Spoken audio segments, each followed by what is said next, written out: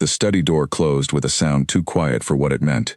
Charlotte stood before her husband's desk, her hands folded in front of her, and watched Duke Edmund Ashford push a folded paper across the polished wood toward her, without a single word of greeting. "I want a divorce," he said. He did not look up when he said it. His pen kept moving across another document, as though the sentence he had just spoken carried no more weight than an order for new curtains. Charlotte did not move. She had imagined 100 ways this conversation might begin, in the quiet hours when sleep would not come, but she had never imagined it would begin with so little ceremony. "I see," she said.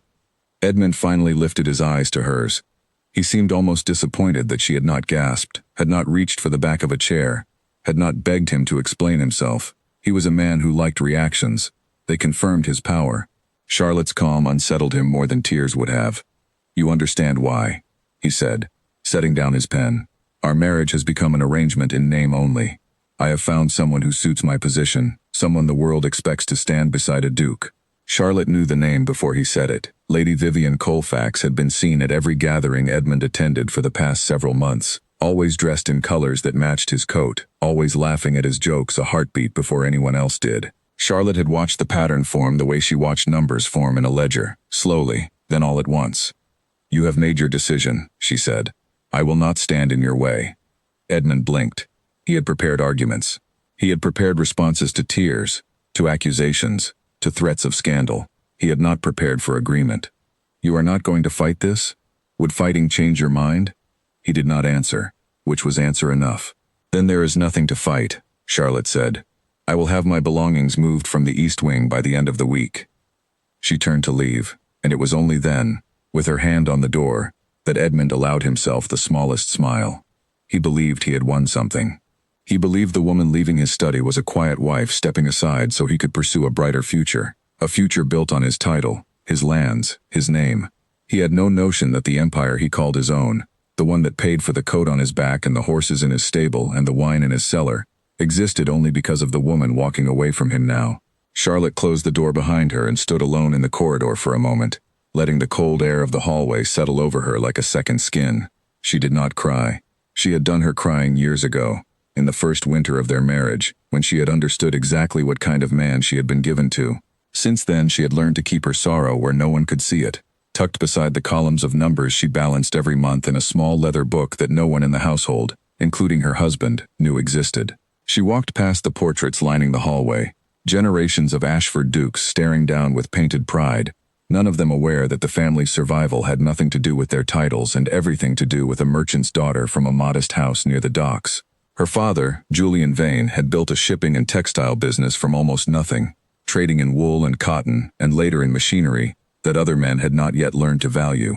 When he died, he left everything to Charlotte, not because tradition demanded it, but because he trusted no one else with what he had built, least of all, a son-in-law he had met only twice, and liked even less. The marriage between Charlotte and Edmund had been arranged in the practical way such things often were among families who needed each other more than they admitted. The Ashford estate had been drowning in debt when Charlotte's father proposed the match, though Edmund's family had dressed the arrangement in prettier language, calling it a union of good families rather than what it truly was, a lifeline thrown to a sinking house. Charlotte had been 18. She had not loved Edmund then, and she did not love him now, but she had respected the promise she made on the day they married, to build something lasting out of what little they had been given. She had kept that promise alone. In her private sitting room, Charlotte sat at her writing desk and opened the drawer where she kept her correspondence. Beneath a stack of letters lay a folded document with a wax seal long since broken, the original deed her father had drawn up before his death, naming her the sole owner of Vane Shipping and Textiles, along with every property, contract, and investment attached to it. Edmund's name appeared nowhere on the document. He signed papers when she placed them in front of him, believing each signature was a formality required of a husband overseeing his wife's modest inheritance. He had never once asked to see the full accounts. He had never once wondered why the estate's debts vanished so quietly in the years after their wedding, or why new factories rose along the river within sight of his ancestral lands, or why creditors who once circled the Ashford name like vultures suddenly grew polite and patient. He had simply enjoyed the results and assumed they were owed to him. Charlotte ran her fingers over the seal on the document and thought of her father's voice, low and steady. telling her the night before her wedding that a woman who understood numbers would always understand more than the men around her realized. She had not fully believed him then. She believed him now. There was a knock at her door, gentle and familiar. Mrs. Whitfield, the housekeeper who had served the Ashford family for over 20 years and had grown fond of Charlotte in a way she had never grown fond of Edmund, stepped inside with a tray of tea she had not been asked to bring. "I heard raised voices," Mrs. Whitfield said carefully, though in truth there had been no raised voices at all, only the particular silence that traveled through old houses faster than sound. "Are you well, my lady?" "I am well," Charlotte said, and found that she meant it. "The Duke has asked for a divorce." Mrs. Whitfield's hand tightened slightly on the tray, but she said nothing improper, only set the tea down and poured a cup the way she always had, as though the world had not just shifted beneath the house she managed. "And what will you do?" "I will let him have what he asked for," Charlotte said. "He has no idea what it will cost him." Mrs. Whitfield studied her mistress's face, and saw something there she had not seen in years, not sorrow but resolve. The same quiet determination Charlotte's father used to wear when a shipment was delayed, or a rival merchant tried to undercut his prices. It was the look of someone already 3 steps ahead. Later that evening, Edmund dined with friends at his club, speaking freely and carelessly about the changes coming to his life. He spoke of Vivian Colfax's family connections, of the fresh capital her dowry would bring, of finally being free from what he called a marriage of convenience that had long outlived its convenience. He raised his glass more than once. He laughed easily. He believed, with the comfortable certainty of a man who had never once checked the true source of his own comfort, that his future was secured. He did not know that within days, the very foundation of that future would begin to crack, and that the woman he had dismissed with a single folded paper held every piece required to hold it together. Charlotte spent that same evening at her desk long after the house had gone quiet, writing a letter to Mr. Bennet, her father's solicitor and the only man alive who understood the true shape of her fortune. She wrote plainly, without emotion, asking him to meet with her at his earliest convenience to discuss what a divorce would mean for the ownership of everything she had spent years building in silence. She sealed the letter herself and set it aside to be sent at first light. Outside her window, the estate stretched dark and quiet under a sky heavy with clouds, fields and mills and warehouses that bore the Ashford name on their gates but belonged, every stone and coin of them, to her. Edmund had asked for his freedom without understanding what he was truly asking to lose. Charlotte closed her eyes and allowed herself, for the first time in years, a small measure of peace. The paper had been signed, the request had been made, and somewhere beneath the surface of polite conversation and careless celebration, a truth was beginning to stir that would soon reshape everything Edmund Ashford believed about his own life. He simply did not know it yet. Charlotte had married into a world that valued appearances above almost everything else, and in the early years of her marriage she had tried, in her own quiet way, to belong to it. She had learned which fork to use for fish and which for meat, learned to curtsy at exactly the correct depth for a countess and a lesser degree for a baroness, learned to smile through conversations where women discussed her plain manner of dress as though she were not standing close enough to hear them. She had never complained. She had watched instead, the way her father taught her to watch a market before deciding where to invest, patient and unhurried, gathering information long before anyone realized she was gathering anything at all. It was during those early years that she first noticed how little Edmund understood about the estate he had inherited. He knew the names of his tenants and the boundaries of his land, but he did not know how much a single field of wheat cost to plant and harvest, nor how much a roof repair on a tenant cottage might run, nor how deeply his family had borrowed against their own name before Charlotte's fortune arrived to steady it. He signed papers because his father had signed papers before him and his father before that, each generation trusting that a title alone would keep the numbers in order. Charlotte had watched that trust nearly destroy the family before she was ever asked to help save it. She remembered the first winter clearly, when frost had ruined half the tenant harvests, and the estate's steward had come to Edmund with a request for funds that did not exist. Edmund had turned without hesitation to Charlotte, not because he understood what her father had left her, but because he assumed, in the vague way men of his upbringing often assumed, that a wife's money existed for a husband's convenience whenever it was needed. Charlotte had provided the funds. She had also, quietly and without asking his permission, begun restructuring the estate's finances in ways he never noticed, moving debts into manageable terms, investing surplus profit into new machinery for the mills along the river, expanding trade routes her father had once mapped out on paper long before his death. None of it bore her name publicly. All of it bore his. She had told herself, in those years, that the arrangement suited her well enough. She had purpose. She had control over decisions that mattered, even if the credit for those decisions belonged to a man who barely glanced at the ledgers she balanced each month. She had told herself that a quiet kind of power was still power, and for a long while, she believed it enough to keep her satisfied. But satisfaction was not the same as respect, and somewhere in the passing years, Edmund's indifference toward her had curdled into something closer to disdain. He spoke to her the way he might speak to a competent clerk, useful but unremarkable, present but unnecessary to consult on anything beyond household matters. He had stopped asking her opinion on the estate entirely, though the estate ran, in truth, almost entirely on her judgment.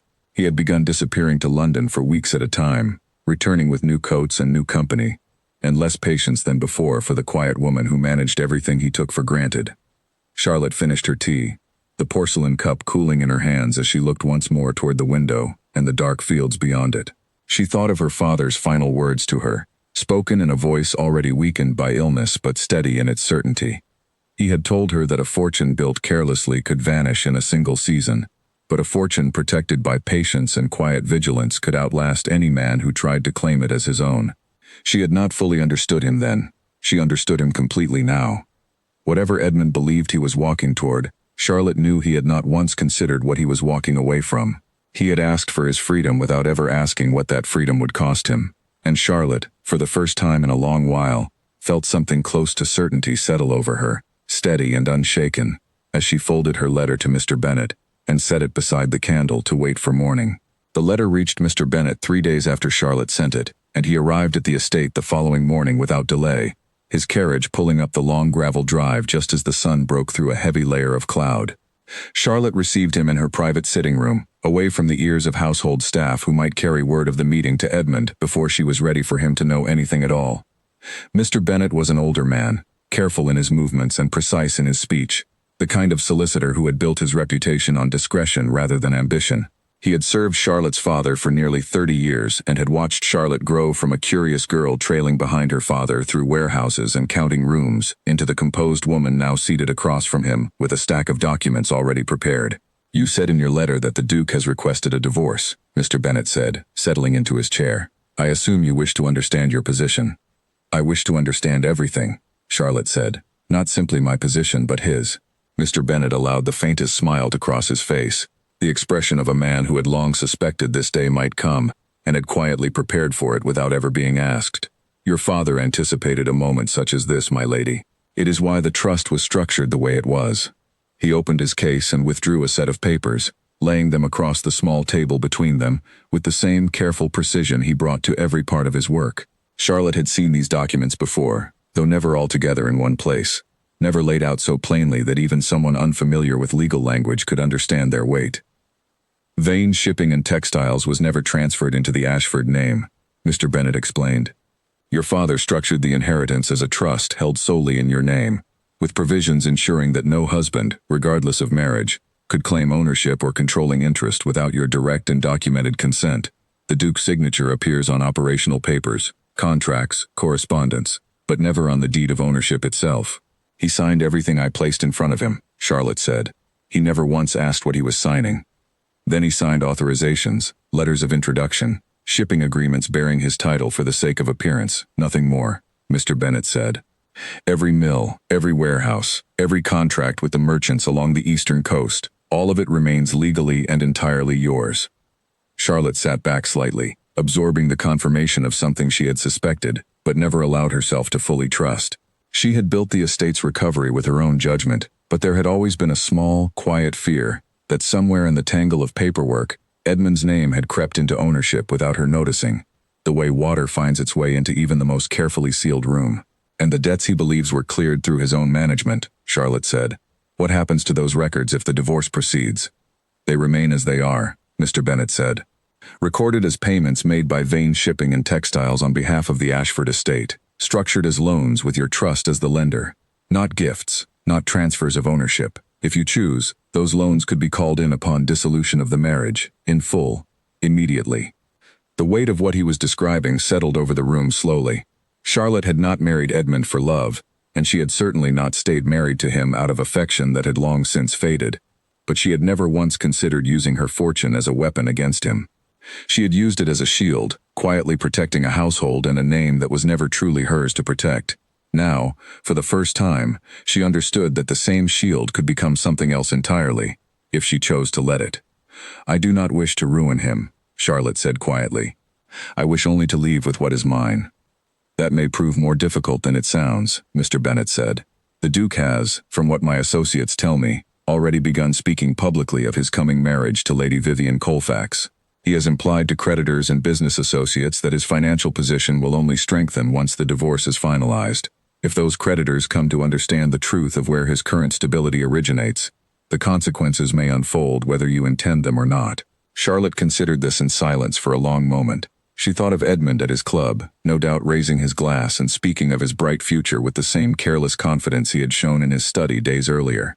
She thought of Lady Vivian, elegant and calculating, likely already imagining herself as the next Duchess of Ashford, unaware that the fortune she hoped to marry into did not exist without the very woman being cast aside to make room for her. "Let him speak," Charlotte finally said. "I will not go to his creditors, and I will not go to Lady Vivian. But I will not lift a finger to protect the illusion he has built for himself either. If the truth reaches him on its own, that is not my doing." Mr. Bennet nodded, gathering his papers back into his case with the same careful order in which he had laid them out. "There is one matter you should consider carefully, my lady. The moment divorce proceedings formally begin, the estate's finances will come under a degree of scrutiny they have not faced in years.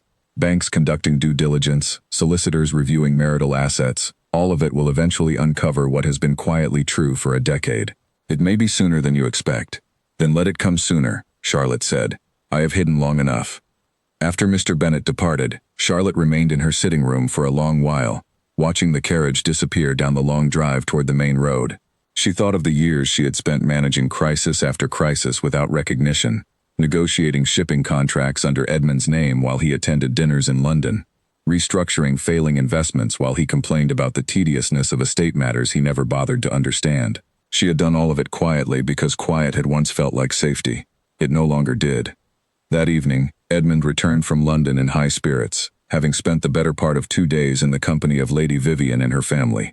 He entered the house loudly, calling for wine to be brought to his study, humming some tune he had heard at a gathering the night before. He passed Charlotte in the hallway without pausing, offering only a brief nod, as though the conversation in his study days earlier had already been settled and filed away in his mind as finished business. Charlotte watched him disappear up the staircase and felt, for the first time since his announcement, something other than sorrow or resignation. She felt the quiet, steady pull of preparation, the same feeling she remembered from watching her father plan a difficult negotiation, gathering every piece of information before making a single move.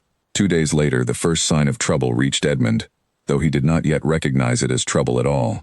A letter arrived from Mr. Coleridge, the banker who managed the estate's largest standing credit line, requesting a meeting to discuss what the letter called routine matters ahead of any changes in the Duke's marital circumstances. Edmund read the letter over breakfast, waved it aside as unimportant, and told the footman to send word that he would meet with Mr. Coleridge sometime the following week, whenever it proved convenient. He had no idea that the meeting he dismissed so casually would become the first crack in the foundation he believed unshakable, nor that the woman sitting quietly across the breakfast table from him, sipping her tea without comment, already knew far more about what that meeting would reveal than he could possibly imagine. Charlotte said nothing. She simply watched him fold the letter and set it aside, and allowed herself a small, private thought that she kept entirely to herself. He had asked for his freedom, and she intended to give it to him fully, but freedom, she had learned from her father long ago, always came with a price attached, whether a man chose to see it or not. Outside, the sky had cleared for the first time in days, and sunlight spread across the fields that bore the Ashford name on every gate and fence post, fields that belonged, in truth, entirely to her. Later that week, Charlotte took a rare walk through the mills along the river, something she had not done openly in years, always preferring to review reports from the comfort of her sitting room, rather than draw attention to how closely she followed the business her father had built. The workers there knew her only as the Duchess who occasionally passed through in a carriage, never as the woman whose decisions determined their wages, their hours, and the steady flow of contracts that kept the machines running through even the harshest winters. She stopped at the largest of the 3 mills and spoke briefly with the foreman, a steady man named Peter Hargrove who had worked the floor since he was a boy and now oversaw nearly 200 workers across the site. He did not know the full truth of who controlled the mill's finances, only that orders came through Mr. Bennet's office on behalf of the estate, but he greeted Charlotte with the quiet respect of a man who recognized competence when he saw it. regardless of whose name appeared on the paperwork. "Production is up again this quarter, my lady," he told her, guiding her briefly past rows of looms and spinning frames that filled the air with a low, steady hum. "The new machinery you approved last spring has cut our waste nearly in half."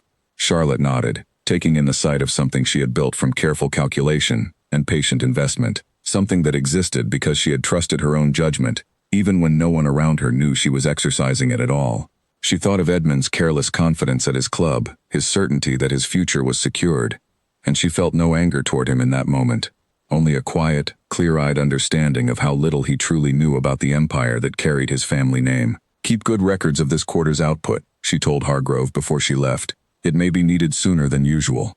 He did not ask why. Men who worked for Charlotte long enough learned not to ask why, only to trust that her instructions, however unusual they seemed at the time, were rarely given without good reason. Back at the estate, Charlotte spent the following days in careful preparation, reviewing every contract that bore Edmund's signature, every letter of credit extended in his name, every agreement that touched even loosely on the Ashford title. She wanted no surprises when the scrutiny Mr. Bennet had warned her about finally arrived. She wanted, more than anything, to control the pace at which the truth revealed itself, rather than allow it to spill out in a manner that might embarrass her or damage the workers and tenants who depended on the estate's stability, regardless of what happened between her and her husband. Edmund, in contrast, spent those same days consumed entirely by his own excitement. He wrote letters to associates in London describing his upcoming change in circumstances, with a confidence bordering on boastfulness. He visited Lady Vivian's family estate twice more, dining with her father, and speaking at length about plans for the future. Plans that included expanding the Ashford holdings, purchasing property in London, perhaps even seeking a position of influence in Parliament once his personal affairs were settled. He spoke as though the fortune funding these ambitions was already firmly within his grasp, never once pausing to question where it truly originated. Lady Vivian listened to these plans with practiced enthusiasm, her eyes bright with the particular kind of interest that came easily to a woman calculating her own advancement. She asked pointed questions about the estate's income, about the mills along the river, about the shipping contracts that supplied fabric to half the merchants in the region. Edmund answered each question with vague confidence, offering figures he had heard mentioned in passing but never truly understood. Numbers he repeated as though familiarity with them proved ownership. "You manage all of this yourself?" Vivian asked one evening, over dinner at her family's table, her tone light but her attention sharp. "My steward and solicitor handle the details," Edmund said, waving a hand dismissively. "I concern myself with the larger vision. A duke need not trouble himself with every ledger entry." Vivian smiled and said nothing further, though her father, seated at the head of the table, exchanged a brief glance with his wife that Edmund did not notice at all, too absorbed in his own certainty to register the quiet skepticism forming around him. Meanwhile, at the estate, Mr. Coleridge's letter sat unanswered on Edmund's desk for nearly a full week, forgotten beneath a stack of correspondence related to his upcoming social engagements. It was Charlotte, passing through the study one afternoon to retrieve a book she had left behind, who noticed the letter still sealed and set aside. She recognized the bank's seal immediately, having corresponded with Mr. Coleridge's office many times over the years under carefully worded letters that always stopped short of revealing her direct involvement. She did not open it. It was not addressed to her, and she had promised herself she would not interfere in the unraveling that was already, quietly and steadily, beginning to take shape. But she noted the date on the envelope and understood, with the same calm certainty she brought to every decision, that the meeting Edmund had so carelessly postponed would arrive far sooner than he expected, and that when it did, no amount of vague confidence or borrowed familiarity with numbers would carry him through it. She replaced the letter exactly as she found it and left the study without a word, carrying only the book she had come for and the quiet knowledge that the first true test of her husband's understanding was now only days away. Mr. Coleridge arrived at the estate precisely on time, dressed in the careful, unremarkable manner of a man whose entire profession depended on discretion. Edmund kept him waiting nearly 20 minutes anyway, finishing a leisurely breakfast and reading over an invitation to a gathering at Lady Vivian's family estate before finally making his way to the study where the banker sat patiently with a leather case resting on his knees. "Forgive the delay," Edmund said, settling into his chair with the easy confidence of a man who had never once considered that a banker's patience might run thin. "Estate matters, you understand." "Of course, Your Grace," Mr. Coleridge said, though something in his tone carried a formality sharper than their previous meetings had held. "I appreciate you making time. As you know, the bank has extended considerable credit to the Ashford estate over the past several years. Credit that has allowed for the mill's expansion, the repair of tenant properties, and the maintenance of the estate's standing among its peers. Yes, yes, Edmund said, waving a hand. The estate has never been stronger. I trust the bank has noticed. We have indeed noticed the estate's improved position, Mr. Coleridge said carefully, which brings me to the purpose of my visit. With whispers reaching us of a change in your marital circumstances, the bank's directors have asked me to conduct a routine review of the credit arrangements currently in place, to ensure continuity regardless of any shift in the household. Edmund frowned slightly, though he remained outwardly relaxed. I see no reason for concern. The estate's finances are sound. They are indeed sound, Mr. Coleridge agreed, which is precisely what prompted the review. Your Grace, I wonder if you might clarify something for me. The majority of the credit lines extended to the Ashford estate over the past decade were secured not against the Ashford lands or title directly, but against collateral held under a separate trust, one associated with Vane Shipping and Textiles. I had assumed this was simply an administrative arrangement handled through your solicitor, but given the coming changes to your household, the bank requires clarity on whose signature will govern these arrangements going forward. The words landed slowly, the way unfamiliar language sometimes does before its meaning fully registers. Edmund's expression did not change immediately, though something behind his eyes flickered, a small crack in the confidence he had carried into the room. I am not familiar with the specific structure of the collateral, Edmund admitted, choosing his words carefully. My solicitor and steward manage those details. I concern myself with the estate as a whole, not each individual arrangement. Of course, Mr. Coleridge said, though his tone suggested he had expected precisely this answer and found it less than reassuring. Perhaps it would be useful then, for me to lay out the current position plainly, so there is no confusion moving forward. He opened his leather case and withdrew several documents, spreading them carefully across the desk between them. Edmund leaned forward, scanning the pages with the growing unease of a man realizing, slowly and with mounting discomfort, that he did not recognize half the terms written in front of him. The credit line extended for the River Mills expansion 5 years ago, Mr. Coleridge began, was secured against assets held under the Vane Trust, specifically the warehouses along the eastern coast and the shipping contracts associated with them. The loan used to repair tenant cottages after the frost damage some years back was similarly secured and repaid, incidentally, not from Ashford estate income directly, but from returns generated by the Vane textile operations. The most recent line of credit, extended last autumn for improvements to the western fields, carries the same structure. Edmund stared at the documents, his mind working quickly to make sense of something his instincts told him he should have understood long before this moment. You are saying the estate's finances are tied to my wife's inheritance. I am saying, Mr. Coleridge said with the careful precision of a man delivering unwelcome news without wishing to appear to enjoy it, that the estate's finances, in nearly every meaningful respect for the past decade, have been dependent upon the Vane Trust. Your signature appears on several of these documents, Your Grace, but as an authorizing party for operational matters, not as the holder of the underlying assets. The trust itself, and everything secured against it, belongs solely to the Duchess. The room fell silent. Edmund looked down at the papers again, searching for some detail that might contradict what he had just been told. Some clause or footnote that would restore the version of his life he had walked into this room believing was true. He found nothing. Every document confirmed what Mr. Coleridge had said, plainly and without ambiguity, in language too precise to argue with. There must be some misunderstanding, Edmund said, though his voice carried less certainty than his words intended. I assure you, Your Grace, there is no misunderstanding on the bank's part, Mr. Coleridge said. We have conducted this review with great care, precisely because of the coming changes to your household. Should the marriage dissolve, and should the Duchess choose to withdraw her trust's collateral from these credit arrangements, the bank would be obligated to call in the outstanding loans in full, as the security backing them would no longer be available under the current terms. And if that happens, Edmund asked, though some part of him already suspected the answer, then the estate would face immediate and substantial financial exposure, Mr. Coleridge said. The credit currently extended far exceeds what the Ashford lands and title alone could reasonably secure. Without the Vane Trust's backing, I am afraid the bank would have little choice but to reconsider its position entirely. Edmund sat in silence for a long moment, the weight of the conversation settling over him slowly, like water rising in a room with no visible source. He thought of the mills he had toured with visiting associates, always speaking of them as his own achievement.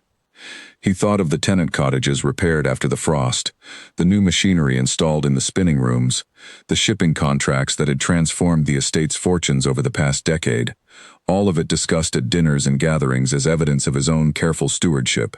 He had believed, without ever truly questioning it, that these improvements were the natural result of good management on his part. He had never once considered that they existed because of a woman he had, only days earlier, dismissed from his study with barely a second thought.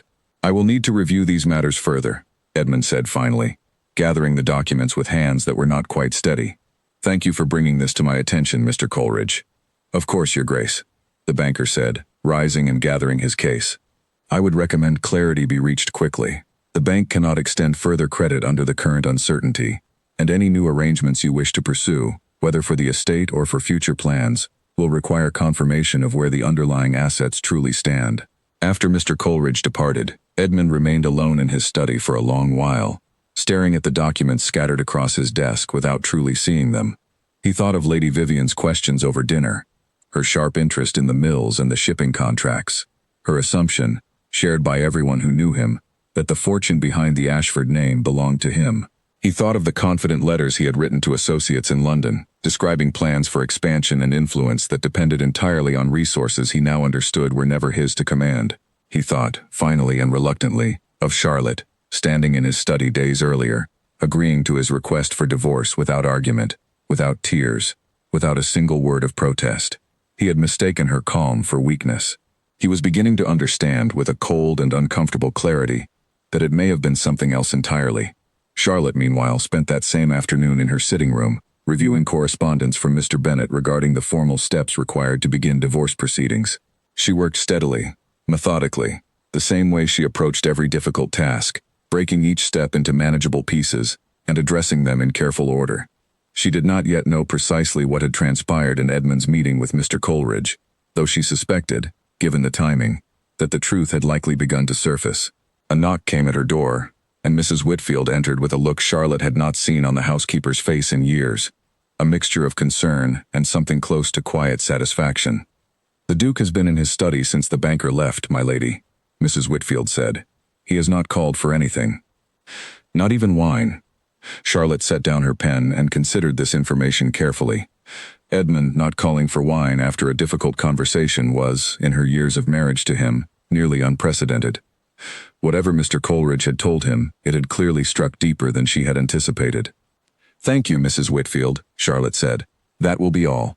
She returned to her correspondence, though her thoughts lingered briefly on the image of Edmund sitting alone in his study, finally confronting a truth he had spent years standing on top of, without ever looking down.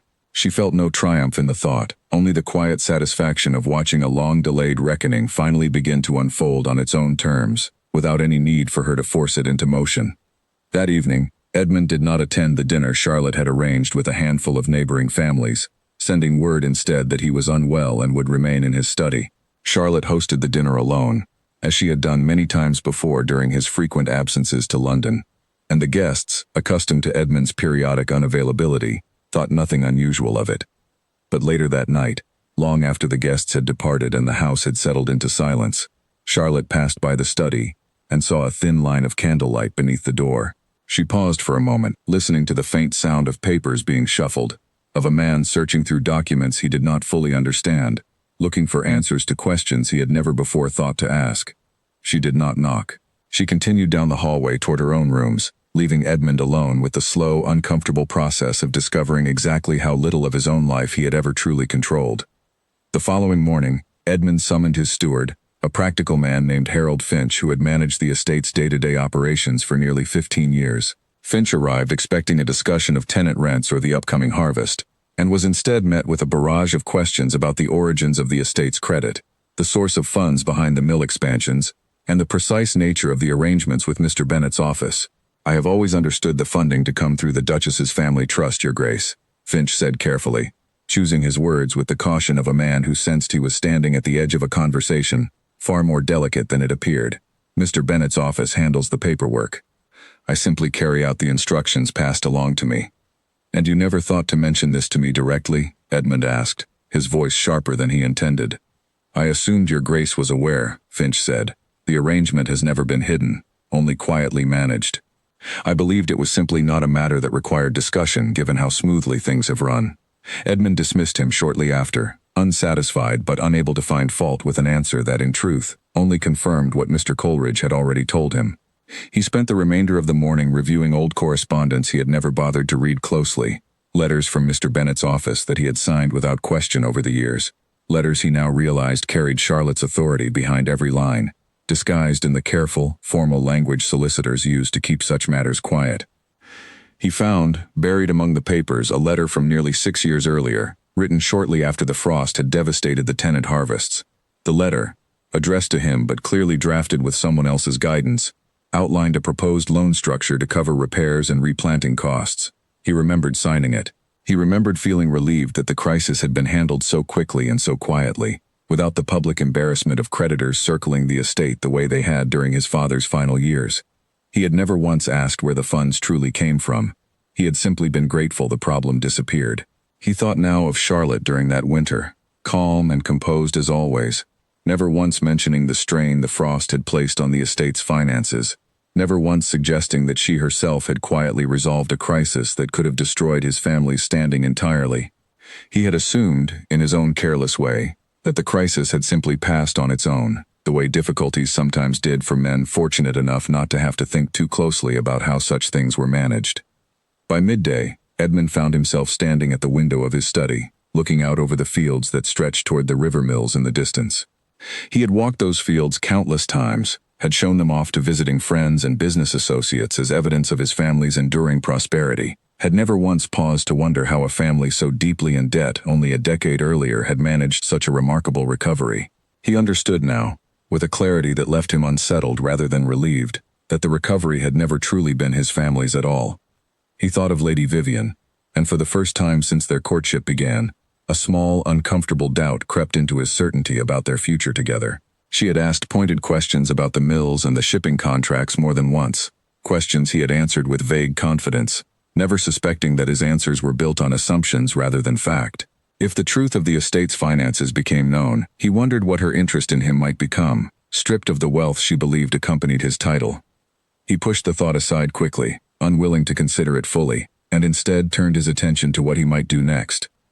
He could not undo the divorce request. Pride alone would not allow him to appear before Charlotte and admit that his understanding of their marriage, and of his own fortune, had been built on a foundation he never bothered to examine. And yet he could not proceed either, not without first understanding exactly how deeply his future depended on hers. He sent word that afternoon requesting a meeting with Mr. Bennet directly, hoping the solicitor might offer clarity that Finch and Mr. Coleridge had only partially provided. The reply came the following day, polite but firm, informing him that Mr. Bennet would be pleased to meet, but only at a time when the Duchess herself could also be present, given that any discussion of the trust structure required her direct participation as its sole holder. Edmund read the reply twice, feeling something he had not felt in a long time, a creeping, unfamiliar sense of powerlessness in matters he had always assumed were entirely his to control. He set the letter down and sat in silence for a long while, the study around him suddenly feeling smaller than it had only days before.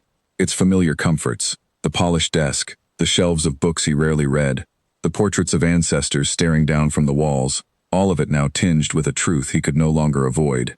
Somewhere beyond the study walls, the estate continued its quiet rhythm, tenants tending their fields, workers operating the looms along the river, all of it running smoothly under a stability Edmund had always assumed belonged to him. He understood now that stability had a name, and it was not his own.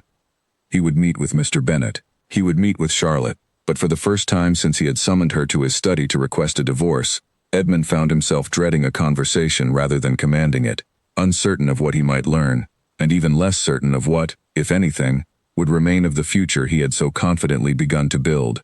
The meeting was set for a Thursday afternoon, in the same study where Edmund had once delivered his request for divorce with such careless confidence. This time, he sat behind his desk with none of that earlier ease, his hands folded tightly in front of him, as Mr. Bennet arranged a fresh set of documents across the table.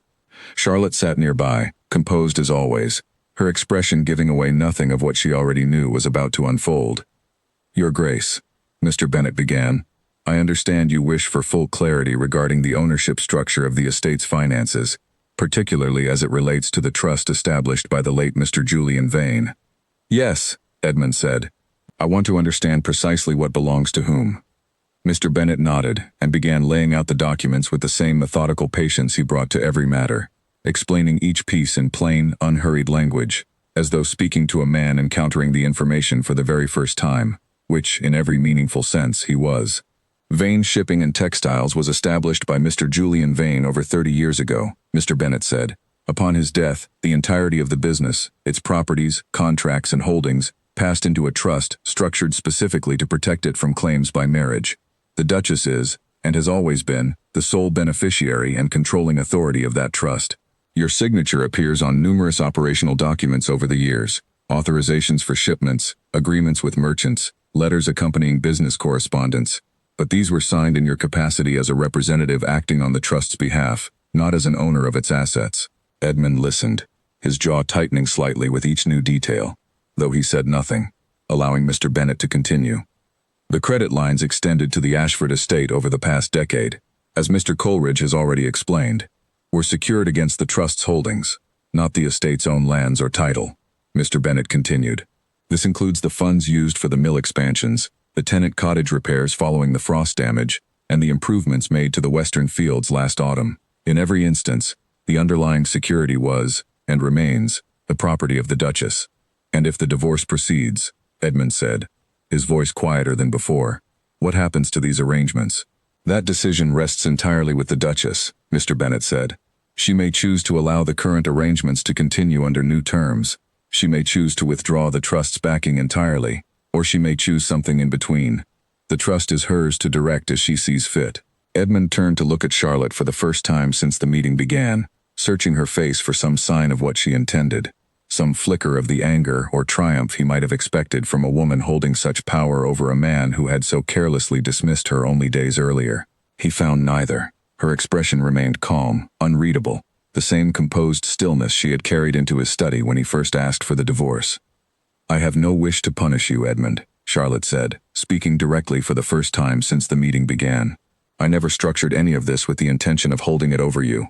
I built what I built because it needed to be done, and because I understood, long before you did, exactly how fragile this estate's position truly was." "You could have told me," Edmund said, though even as he spoke the words, he heard how hollow they sounded.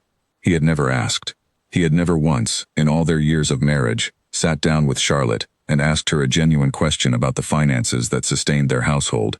He had simply enjoyed the results and assumed they belonged to him by right. "I offered, more than once, in the early years," Charlotte said quietly. "You were not interested. You told me, plainly, that such matters were beneath your attention, and that a duke need not concern himself with the details his wife managed on his behalf. I took you at your word." Edmund had no response to this. He remembered, faintly, conversations from years past, evenings when Charlotte had tried to explain some aspect of the estate's finances, and he had waved her off, eager to return to more pleasant company or more interesting conversation. He had treated her competence as an inconvenience rather than a gift, and now, sitting in his own study with the truth laid bare across his desk, he understood the full weight of that carelessness for the first time. "What happens now?" he asked finally, the question directed as much at Mr. Bennet as at Charlotte herself.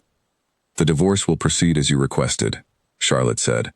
"I have no intention of changing that, but I will retain full control of the trust and every asset attached to it, as I always have.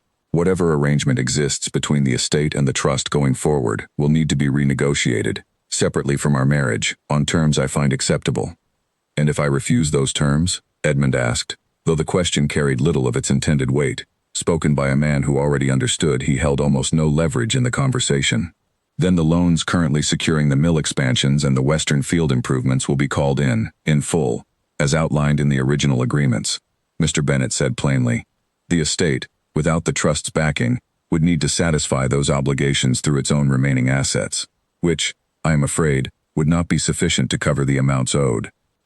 The room fell silent. Edmund looked down at the documents once more, though he no longer needed to read them to understand what they meant. His empire, the mills, the shipping contracts, the steady prosperity he had paraded before friends and associates for years, none of it belonged to him. It never had.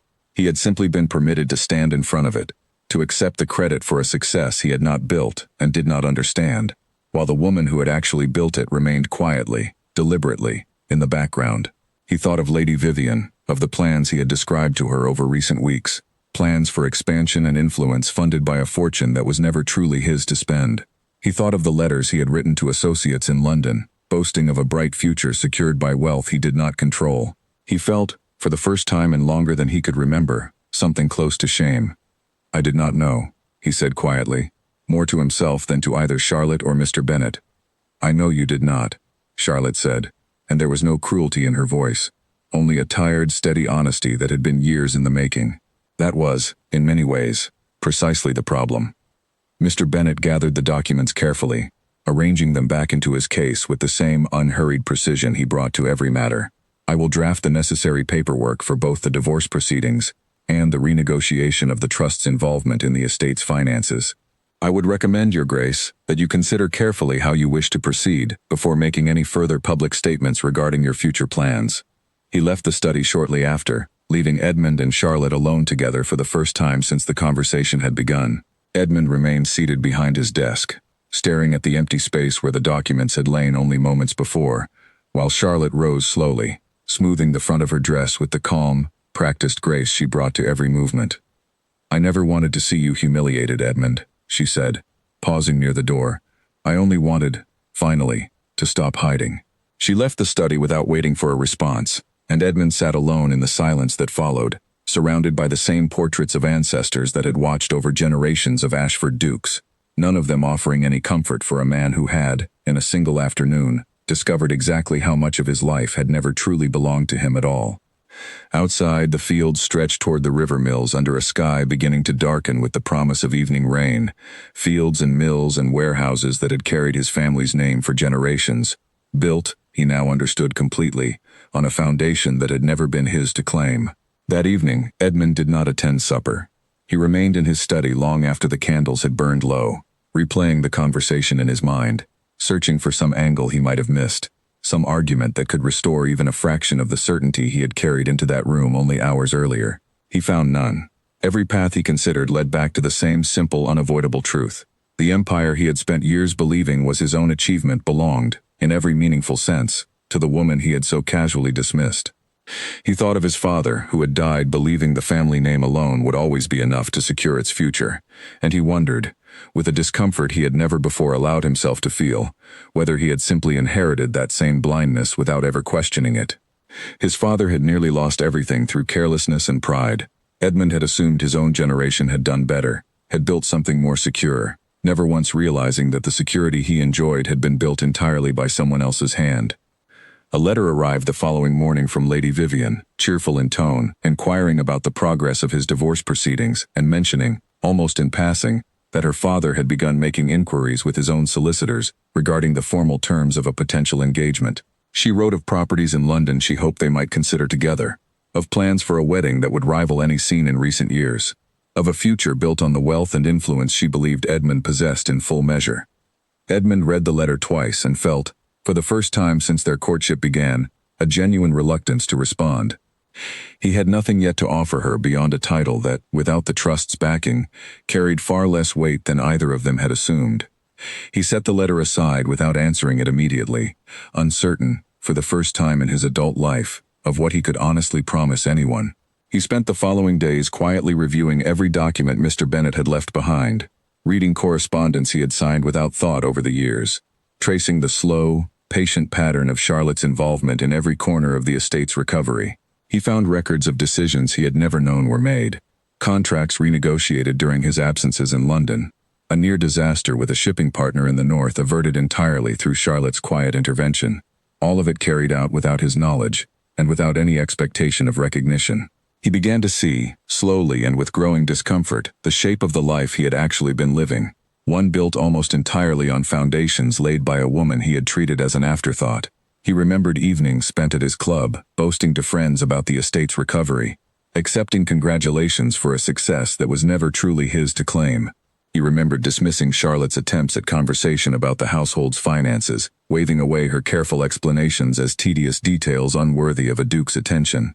He had built an entire understanding of himself, his competence, his standing among his peers, on achievements that belonged to someone else entirely. Harold Finch visited the study once more that week. this time with genuine concern rather than the careful caution of their earlier meeting. "The mill workers have begun asking questions, Your Grace," he said.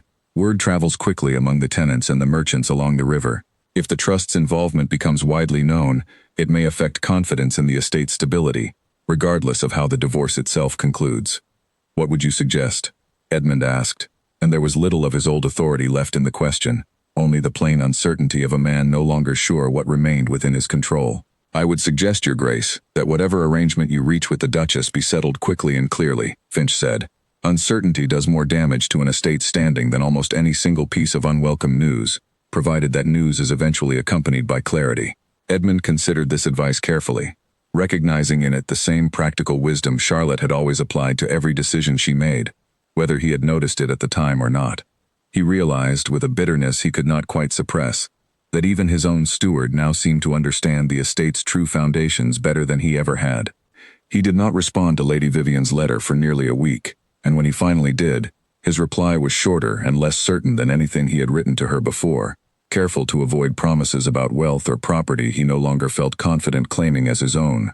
Whatever future he had imagined for himself only days earlier now felt distant and uncertain, built on assumptions that had crumbled the moment they were finally tested.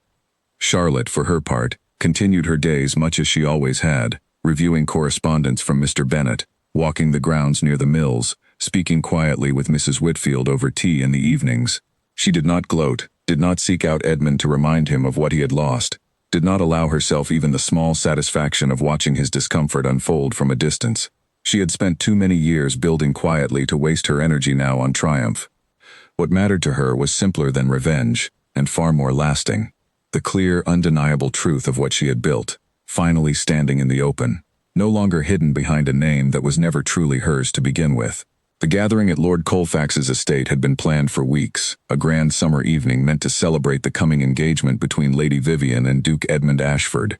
Guests arrived in carriages lined with polished brass, filling the ballroom with the bright chatter of a society eager to witness the union of two respected names. Edmund arrived alone, having told Charlotte only that he would be attending a social obligation he could not avoid, though in truth he had spent the entire carriage ride rehearsing how he might quietly delay any formal announcement of engagement without drawing suspicion. He found Lady Vivian near the center of the room, radiant in pale blue silk, greeting guests with practiced warmth. She turned to him with a bright smile that faltered only slightly when she noticed the tension in his expression. "You seem troubled," she said quietly, drawing him aside toward a quieter corner of the room. "Is something wrong?" "Nothing that concerns tonight," Edmund said, though the words came out less convincing than he intended. Before he could say anything further, a familiar voice interrupted them, warm and confident, belonging to Mr. Aldrich Whitmore, a business associate of Lord Colfax's, who had recently taken an interest in expanding trade connections along the river. "Ashford, I have been meaning to speak with you," Whitmore said, approaching with the easy confidence of a man who believed himself already welcome in the conversation. "I understand the mills along the eastern route have seen remarkable growth this past year. I would be most interested in discussing a partnership, provided the terms with your solicitor's office can be arranged quickly." "My solicitor's office?" Edmund repeated, an edge of confusion creeping into his voice. "Yes, Bennett's office, was it not?" Whitmore said. "I understand all major agreements pass through them these days, given the trust arrangements, a rather unusual structure for an estate of your standing, though I hear it has served you remarkably well." The words landed in the quiet corner of the ballroom with unmistakable weight. Lady Vivian's expression shifted slightly, her earlier warmth cooling into something more measured, more watchful. "Trust arrangements?" she asked, turning toward Edmund with new interest. "I was not aware the estate operated under any trust." Edmund felt the color drain slightly from his face, aware suddenly of how quickly a private truth could slip loose in a room full of people eager for conversation. "It is a minor administrative matter," he said, forcing calm into his voice. "Nothing that concerns the estate's overall standing." "Minor?" Whitmore said, seemingly oblivious to the tension building around him. "I was told the entirety of the mill's financing runs through the trust, along with the shipping contracts and the recent field improvements. Quite a substantial arrangement for something minor, wouldn't you say?" Lady Vivian said nothing further in that moment, though her eyes remained fixed on Edmund with a new and careful scrutiny. She excused herself shortly after, claiming a need to greet other guests, though Edmund noticed she did not return to his side for the remainder of the evening. He spent the following hour attempting to steer conversation away from the estate's finances whenever the topic arose. though the damage, he sensed, had already been done. Later that night, as guests began departing and the ballroom emptied into quieter conversation among smaller groups, Lady Vivian approached him once more, her expression composed but distant in a way he had not seen from her before. "I spoke with my father this evening," she said quietly. "He has heard similar rumors from several sources now, that the wealth behind the Ashford name belongs in truth to your wife's family trust, and that your position, should the divorce proceed, may be far less secure than we were led to believe." "Vivian," Edmund began, but she raised a hand gently, stopping him before he could continue. "I do not say this to wound you," she said, "but my father has built our family standing carefully, and he will not allow me to enter a marriage built on uncertain ground. If what I have heard tonight is true, I believe it would be best if we reconsidered our understanding." Edmund searched for words that might change her mind, some argument that could restore the confidence she had shown him only weeks earlier, but he found nothing. He had built his courtship with Vivian on the same careless assumptions that had governed his entire life: certainty without understanding, confidence without foundation. He had nothing left to offer her now beyond a title stripped of the wealth that had made it appealing in the first place.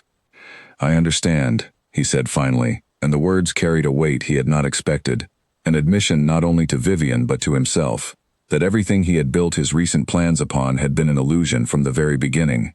He left the gathering shortly after, riding home through the dark countryside in silence, the carriage wheels rattling over uneven roads while his own thoughts turned over and over the events of the evening. He thought of Whitmore's careless mention of the trust, of Vivian's cooling expression, of her father's quiet decision to protect his daughter from a marriage that no longer promised the security it once seemed to. He understood, with a clarity that felt almost physical in its discomfort, that his reputation among his peers had shifted overnight, from a duke of considerable standing to a man whose fortune had never truly belonged to him.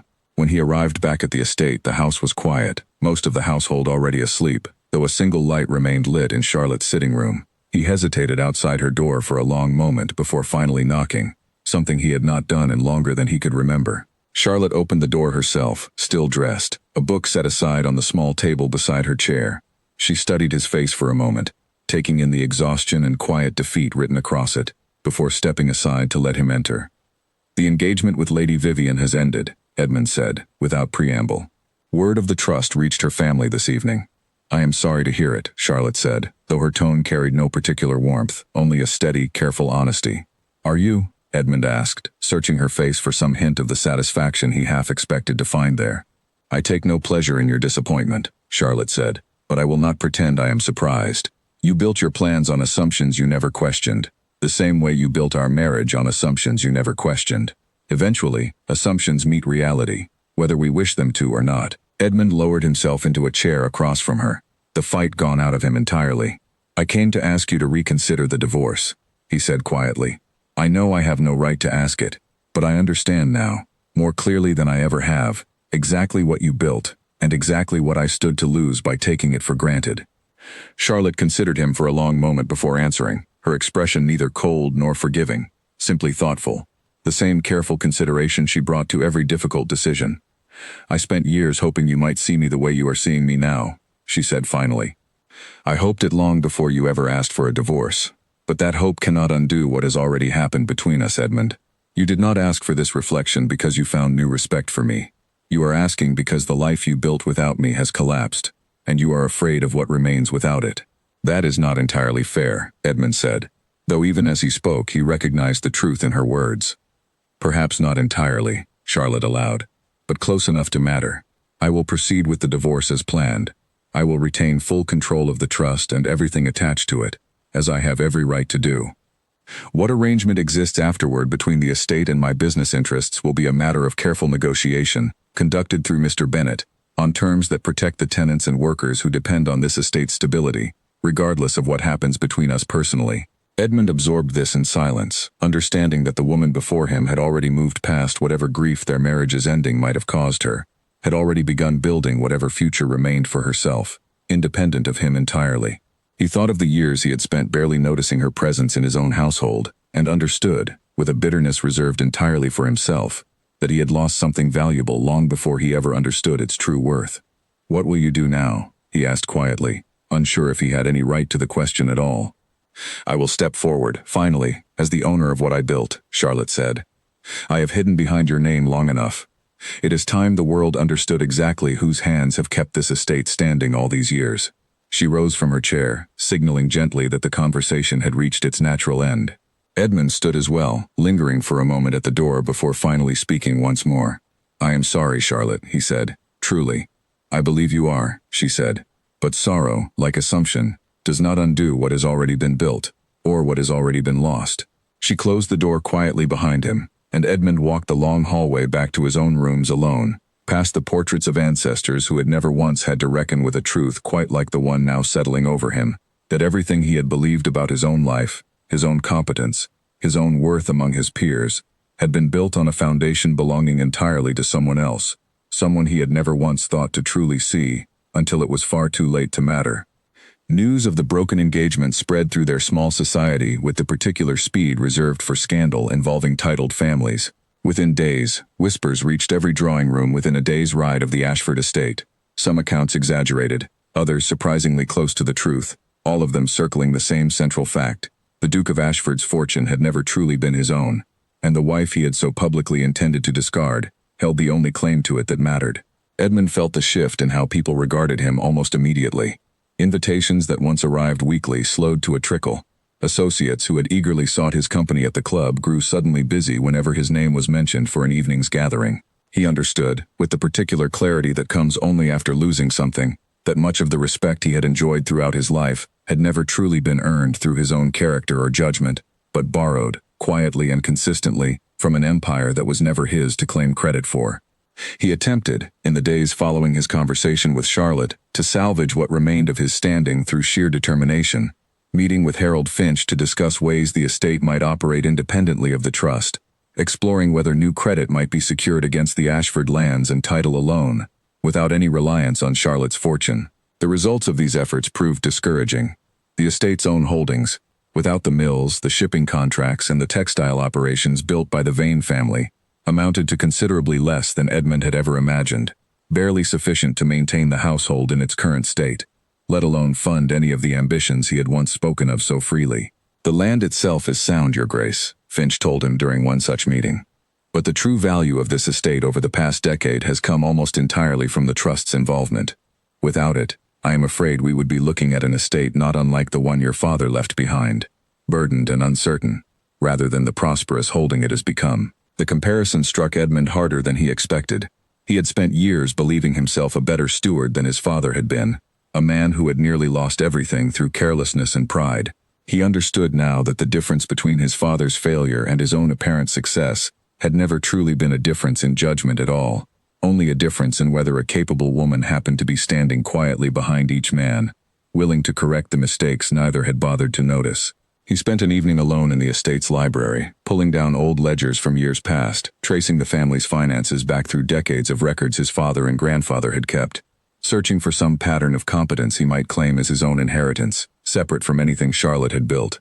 He found instead a long history of near disasters, poor investments, and mounting debt, interrupted only in the years since his marriage, when the numbers began, gradually and then dramatically, to improve. The pattern was unmistakable, plain enough that even a man determined not to see it could no longer avoid its shape. Word eventually reached him, through a mutual acquaintance at his club, that Lady Vivian had already begun receiving attention from another suitor, a younger son of a well-established family with holdings of his own, secure and unquestioned.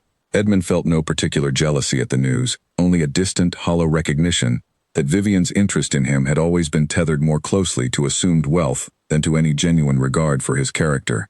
A realization that stung less because of what it said about her, and more because of what it revealed about how little he had ever offered beyond his title and borrowed prosperity. Charlotte, meanwhile, moved forward with quiet purpose. She met regularly with Mr. Bennet to finalize the terms under which the trust would continue supporting certain estate operations, careful always to protect the interests of the tenants and workers who depended on stability, regardless of the personal outcome between herself and Edmund. She began, for the first time, signing correspondence and contracts under her own name rather than through the careful, indirect channels she had used for years, a small change that carried enormous weight among the merchants and associates who had long assumed the Duke alone governed such matters. The reaction among those who did business with the estate proved, to Charlotte's quiet satisfaction, far more respectful than she had anticipated. Merchants who had corresponded with her indirectly for years, never knowing whose judgment truly guided the decisions reaching them, began addressing her directly with a deference that acknowledged, at last, the competence she had exercised all along. Peter Hargrove, the mill foreman, greeted the news of her expanded role with quiet approval, telling her plainly that the workers under his supervision had long suspected the estate's steady improvements owed more to careful management than to luck, though none had known precisely whose hand guided it. Edmund, watching from a distance as Charlotte's role in the estate's affairs became increasingly public, felt the last of his earlier certainty give way entirely to a quieter, more honest reckoning with the life he had actually lived, rather than the one he had always assumed he was living. He did not attempt to reconcile with her again after that late-night conversation in her sitting room, understanding, finally, that her decision had been made long before he ever thought to question it, and that no apology offered now, however sincere, could undo years of carelessness that had brought them to this point. He spent the following weeks in a strange, unfamiliar quiet, attending to what remained of his own responsibilities with a diligence he had never before shown, reviewing tenant matters personally, rather than delegating them entirely to Finch, studying the estate's ledgers with genuine attention, rather than glancing over them out of obligation. It was, in its own small way, the beginning of something he had never before attempted, an honest reckoning with the difference between the man he had believed himself to be and the man his actions over the years had actually made him. Whether it would prove enough to build anything lasting remained, for now, uncertain. But for the first time in longer than he could remember, Edmund found himself paying attention to the true foundations of his own life, rather than simply standing upon them without a single thought as to how they had come to exist at all. The divorce was finalized on a bright autumn morning, the paperwork signed quietly in Mr. Bennet's office with none of the drama that might once have accompanied the ending of a ducal marriage. Charlotte signed her name with a steady hand, the same hand that had signed contracts and ledgers for years without recognition, and felt, as the final page turned, not sorrow but a quiet, settling relief, the feeling of a burden finally set down after being carried for far too long. Edmund signed beside her, his own signature less steady than it once might have been, though he offered no protest, no last attempt to change the terms Charlotte had laid out weeks earlier. He had spent the intervening months coming to a slow, uncomfortable peace with the truth of his own life, and whatever pride remained in him now understood there was nothing left to gain by prolonging what had already, in every meaningful sense, ended long before either of them signed a single page. "I wish you well, Charlotte," he said, once the papers had been filed and Mr. Bennet had stepped briefly from the room to allow them a private moment. "And you," Charlotte said, and found that she meant it, in the quiet, distant way one might wish well for someone whose path no longer intertwined with one's own. They parted that morning without bitterness, though without warmth either, simply the plain acknowledgement of two people whose years together had run their course, leaving behind lessons neither would soon forget. Charlotte returned to the estate that carried her father's legacy in every mill and warehouse, no longer bound by a marriage that had asked her to hide her own competence for the comfort of a husband unwilling to see it. Edmund returned to a smaller, quieter portion of the Ashford lands, the title still his, though considerably diminished in the wealth and influence it had once carried under the shadow of Charlotte's fortune. In the months that followed, Charlotte stepped fully into the role she had occupied quietly for years, now finally acknowledged in the open. She took an office in the city near the shipping docks her father had once walked as a young merchant, meeting personally with partners and clients who had corresponded with her only through careful, indirect letters for over a decade. Many expressed surprise at first, learning that the steady, capable judgment behind Vane's shipping and textiles belonged to a woman rather than the Duke whose name had, for years, mistakenly carried the credit. That surprise gave way quickly to respect, earned honestly through results that spoke for themselves, results that had, in truth, always been hers alone. Peter Hargrove and the workers at the river mills welcomed the change with quiet approval.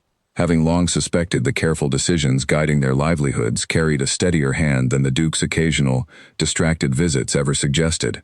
Charlotte visited the mills more frequently now, walking the floors without the careful discretion she had once maintained, speaking directly with foremen and workers about production, wages, and the improvements she planned for the coming year. She expanded the business further, investing in new machinery, opening trade routes her father had once only dreamed of establishing, building something that belonged entirely to her name at last, rather than hidden behind another's. Mrs. Whitfield, who had watched Charlotte's quiet strength for years without ever being able to speak of it openly, remained at her side through the transition, managing the household that Charlotte kept for herself on a smaller, more comfortable estate purchased with her own funds, separate entirely from anything connected to the Ashford name. It was a modest house compared to the grand estate she had once managed as Duchess, but it was hers completely. Every brick and beam purchased and owned outright. A physical symbol of the independence she had spent years quietly building beneath the surface of a marriage that had never truly seen her. Word of Charlotte's success spread gradually through the wider circles of society that had once known her only as Edmund's quiet, unremarkable wife. Invitations began arriving, not from pity or curiosity, but from genuine interest in the woman who had built and now openly commanded one of the region's most successful shipping and textile operations. She attended gatherings on her own terms now, speaking plainly about business matters that once would have been considered unsuitable conversation for a lady, finding, to her quiet satisfaction, that many of the same women who had once whispered about her plain manner of dress now sought her counsel on matters of investment and trade. Edmund, for his part, settled into a quieter life than the one he had once imagined for himself. He never fully regained the social standing he had enjoyed during the years of the estate's borrowed prosperity, though he found, in the smaller, more honest version of his life that remained, a measure of peace he had not expected. He managed what remained of the Ashford lands with genuine attention, finally applying himself to the details he had once dismissed as beneath him, learning slowly and imperfectly the kind of careful stewardship Charlotte had practiced for years without recognition. He did not remarry quickly, nor did he pursue the kind of ambitious social climbing that had once defined his approach to courtship and companionship. He spent time instead among the tenants whose lives depended on his more modest holdings, learning their names and their concerns in a way he never had during the years when the estate's larger successes had allowed him the luxury of distance. It was, in its own quiet way, a kind of redemption, incomplete and imperfect, but genuine in its effort. Occasionally, their paths crossed at gatherings neither could avoid, and on those occasions, Edmund found himself watching Charlotte from across a room, with an expression that carried something close to respect, an emotion he had rarely extended toward her during the years of their marriage. She, in turn, greeted him with polite, distant courtesy, neither warm nor cold, simply the settled composure of a woman who had long since made peace with the ending of a chapter that no longer required her attention. A year after the divorce was finalized, Charlotte stood at the entrance of her newest warehouse along the eastern coast, watching as workers loaded crates of finished textiles bound for markets her father had once only imagined reaching. The building bore a simple sign above its entrance, her family name carved plainly into the stone, Vane Shipping and Textiles, without any trace of the Ashford title that had once, for years, quietly claimed credit for everything she had built. She thought, standing there in the bright autumn sunlight, of her father's voice from so many years earlier, telling her that a fortune protected by patience and quiet vigilance could outlast any man who tried to claim it as his own. She understood now, fully and completely, exactly what he had meant. She had built something lasting, not through the borrowed authority of a husband's name, but through her own steady judgment, her own careful patience, her own willingness to keep working quietly through years when no one around her thought to notice. She was no longer the quiet duchess who had signed papers no one bothered to read carefully, nor the overlooked wife whose competence had gone unrecognized for the comfort of a husband unwilling to see it. She stood now, plainly and openly, as the owner and architect of an empire built entirely on her own terms, respected not because of the name she had once carried, but because of the steady, undeniable work she had done all along. As the last of the crates were loaded and the workers called out final instructions to one another across the busy dock, Charlotte allowed herself a small, private smile, the kind she rarely showed even in her most private moments. She thought of Edmund, somewhere on his smaller estate, learning slowly to manage a life built on honest, modest foundations rather than borrowed prosperity, and she felt no anger toward him any longer, only the quiet, distant understanding that some lessons could only be learned through loss. She turned from the dock and walked back toward her carriage, the sea air carrying the familiar scent of salt and timber that had filled her father's warehouses when she was a girl trailing behind him, watching and learning long before anyone thought to ask her opinion on anything at all. She had spent years hidden behind another's name, building quietly in the shadows of a marriage that never truly valued her. Now, finally, she stood in the open, unshaken and entirely her own, the fortune that had built an empire finally, rightfully, bearing her name alone. Behind her, the warehouse doors closed for the evening, the last light of the day catching on the carved letters above the entrance. Vane Shipping and Textiles, a name that would carry forward, strong and unbroken, into whatever future Charlotte chose to build next, on her own terms, answering to no one but herself. A few weeks later, the region's Merchant Guild held its annual autumn gathering, a formal evening that brought together the leading names in trade and industry from across the county. Charlotte attended for the first time not as a duchess accompanying her husband, but in her own right, invited directly by the Guild's council in recognition of the growth Vane Shipping and Textiles had shown over the previous year. She arrived in simple, elegant dress, without the elaborate trimmings once expected of a duchess, and found herself greeted at the door not with the polite indifference she had grown used to at such events, but with genuine warmth from men and women who had, until recently, known her only by reputation.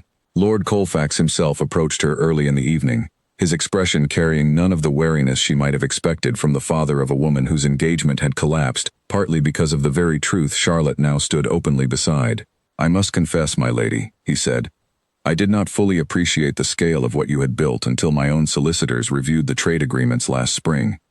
It is rare to find such careful, patient judgment in any merchant, let alone one who kept it so quietly hidden for so long." "I found quiet suited me, for a time," Charlotte replied, "though I confess it suits me less now." Lord Colfax laughed, a genuine easy sound, and the two spoke for some time about trade routes and shipping contracts, a conversation Charlotte found herself enjoying more than she had expected, free at last from the careful indirection she had once needed to maintain. Later in the evening she noticed Edmund arrive, invited as a minor courtesy owed to his remaining title, standing somewhat apart from the crowd in a manner that suggested he understood, perhaps for the first time fully, how far the currents of respect in that room had shifted since his own fortunes had changed. He approached her only once during the evening, finding a quiet moment near the edge of the gathering where the noise of conversation thinned enough for private words. "You seem well," he said simply. "I am well," Charlotte answered, and there was no coldness in her voice, only the plain honesty of someone who had, at last, nothing left to hide. "The Guild has been generous in welcoming the changes at Vane Shipping." "They ought to be," Edmund said. "What you have built deserves far more recognition than it received while it was mistaken for mine." It was, Charlotte realized, the closest thing to a genuine apology he had offered since the divorce, delivered not with the desperation of a man hoping to reclaim what he had lost, but with the quiet, settled honesty of someone who had finally come to understand the shape of his own mistakes. She accepted it with a small, measured nod, neither dismissing it nor allowing it to reopen old wounds that had, by now, mostly healed. "Thank you, Edmund," she said. "I hope the coming year treats you kindly." "And you as well," he replied. And there was nothing left unsaid between them that needed saying, only the quiet acknowledgement of two people who had built, from the wreckage of a marriage founded on convenience rather than understanding, two entirely separate futures, each finally honest in its own right. He did not linger, moving instead toward a quieter corner of the gathering where a handful of tenant landholders discussed matters more suited to the modest estate he now managed with careful, if belated, attention. Charlotte watched him go without any particular feeling beyond a distant, settled peace, and turned her attention back to the evening's conversation, to merchants eager to discuss expansion routes and new contracts, to a future that belonged entirely to her. By the time winter arrived, Vane Shipping and Textiles had secured 3 new contracts along routes her father had once only sketched in careful notes never fully realized during his lifetime. Charlotte oversaw each negotiation personally, traveling when necessary to meet with partners who had once corresponded only through Mr. Bennett's careful, indirect letters, building relationships now grounded in her own direct judgment rather than borrowed authority. The mills along the river expanded further still, providing steady work through the colder months for families who had come to trust, more each season, the quiet competence guiding their livelihoods. Charlotte thought, on quiet evenings in her modest, sunlit study, of how differently her life might have unfolded had she never learned to trust her own judgment during those long years of a marriage that asked her to remain unseen. She did not regret the years spent quietly building beneath the surface, understanding now that the patience she had practiced then had given her a foundation sturdy enough to withstand even the sudden, public unraveling of everything Edmund had once assumed belonged to him. She had lost a marriage that had never truly served her, and in its place had gained something far more lasting, the open, undisputed ownership of an empire built entirely by her own hand, bearing her own name, answering, at last, to no one but herself. Spring returned to the county with the particular brightness that follows a long, difficult winter, and with it came a letter that Charlotte had not expected, addressed in a hand she did not immediately recognize. It came from a young woman named Eleanor Marsh, the daughter of a modest wool merchant whose family had done business with Vane Shipping for over a decade, without ever meeting Charlotte directly.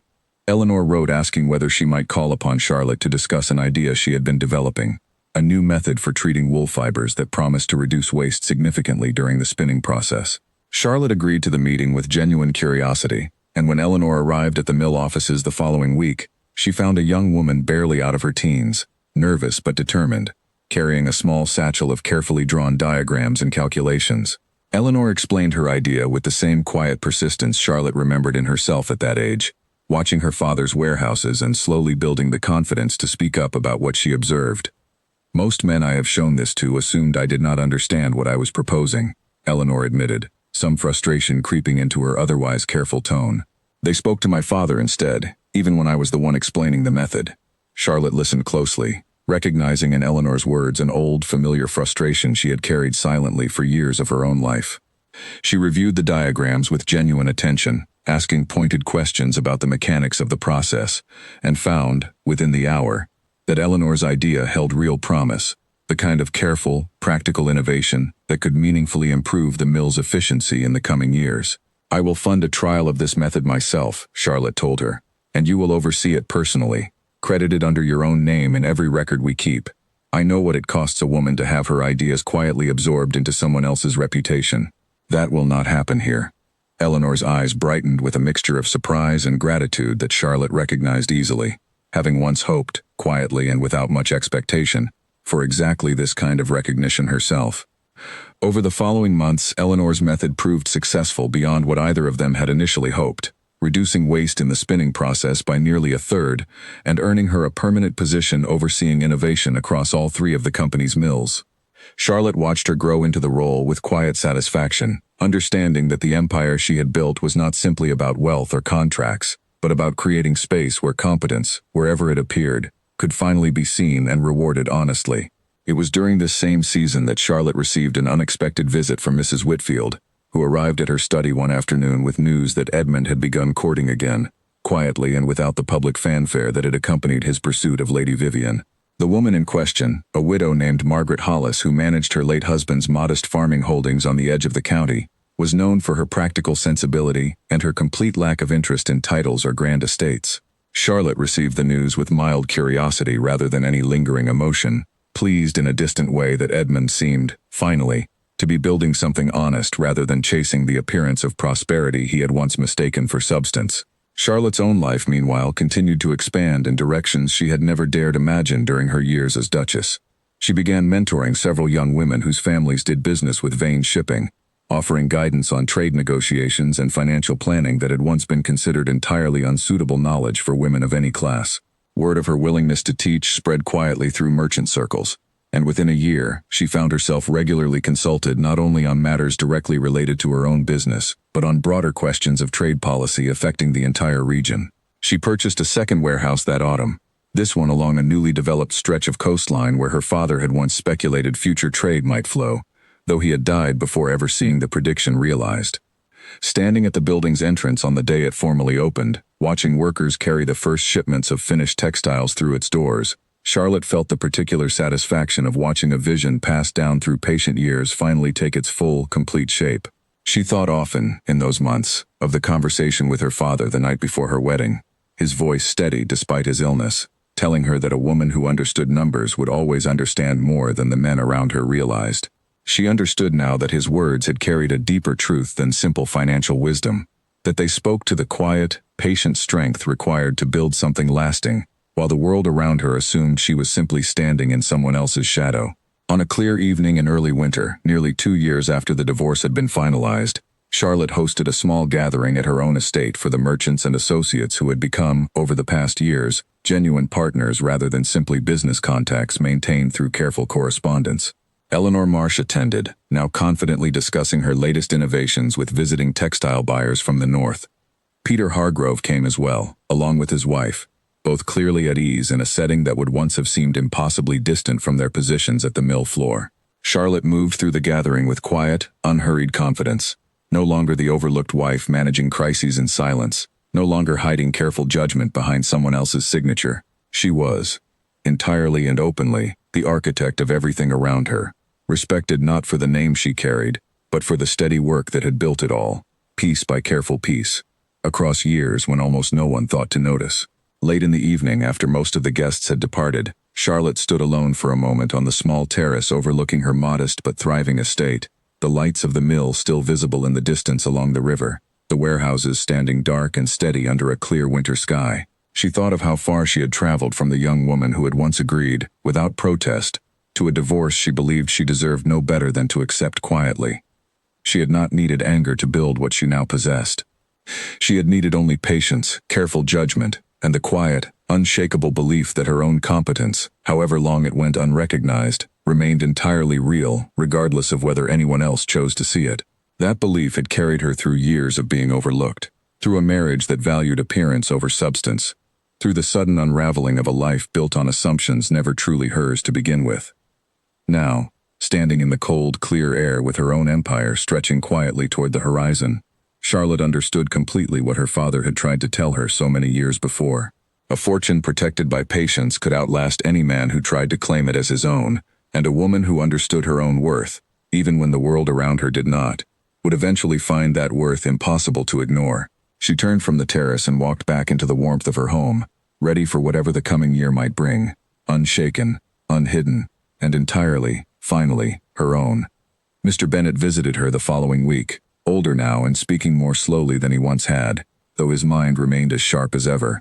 He had continued handling the trust's legal matters through every stage of Charlotte's transition, and he arrived that afternoon carrying not business papers but a small, worn journal that had belonged to her father, discovered among old files while clearing space in his office. "I thought you might wish to have this," he said, placing the journal carefully in her hands. "Your father kept notes on his early trading years, before the business grew large enough to require formal ledgers. I believe you will find some of his thinking familiar." Charlotte opened the journal that evening, reading her father's careful handwriting by candlelight, tracing his earliest calculations, his notes on which merchants could be trusted and which required caution, his small, private reflections on the difficulty of building something lasting in a world quick to dismiss a merchant's daughter as unfit to inherit anything of consequence.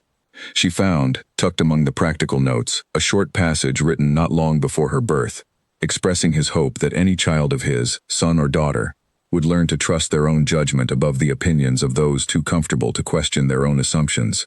She closed the journal that night with a quiet, settled emotion she had not expected, understanding fully, for the first time, that her father had always intended for her to become exactly what she had become, not through some fortunate accident of circumstance, but through the careful, deliberate values he had instilled in her from her earliest years. She kept the journal on her writing desk from that evening forward, a quiet reminder of the foundation upon which everything she had built now stood. The following spring, Eleanor Marsh approached Charlotte with a new proposal, this time suggesting the company expand training opportunities for young women across the mills, offering formal instruction not only in textile innovation but in the basic accounting and negotiation skills that had once been considered entirely unnecessary for women to understand. Charlotte approved the proposal without hesitation, recognizing in it the same quiet, patient investment her father had once made in her own education, an investment that had, in the end, proven far more valuable than any single shipment or contract. The training program grew steadily over the following years, drawing young women from families across the county who had once assumed such positions were entirely closed to them. Charlotte visited the classes personally, whenever her schedule allowed, watching new generations of capable women learn the same careful judgment that had once carried her, quietly and without recognition, through years of a marriage that had never truly seen her worth. She found, in these visits, a satisfaction deeper than any single business success, the knowledge that the empire she had built would continue producing value long after her own hand had guided its final decision. Edmund, for his part, settled comfortably into his marriage to Margaret Hollis within the year, building a quieter, more modest life on his remaining lands, one grounded finally in honest partnership rather than borrowed prosperity or careless assumption. Charlotte heard occasional news of him through mutual acquaintances, always distant and polite, the kind of news exchanged between people whose paths had once crossed deeply but now ran entirely separate courses. She wished him no ill will, understanding that his slow, painful reckoning with his own mistakes had ultimately led him toward a more honest version of himself than the one she had married so many years before. As for Charlotte, she continued building, season after season, the empire her father had first imagined decades earlier along the docks of a modest port town, an empire that no longer hid behind a borrowed name, no longer required careful indirection or quiet patience with a husband unwilling to see her worth. She stood, fully and completely, as the architect of her own fortune, respected not for the title she had once carried, but for the steady, undeniable work of her own capable hands, a legacy that would carry her father's vision and her own hard-won independence forward into whatever future still remained to be written.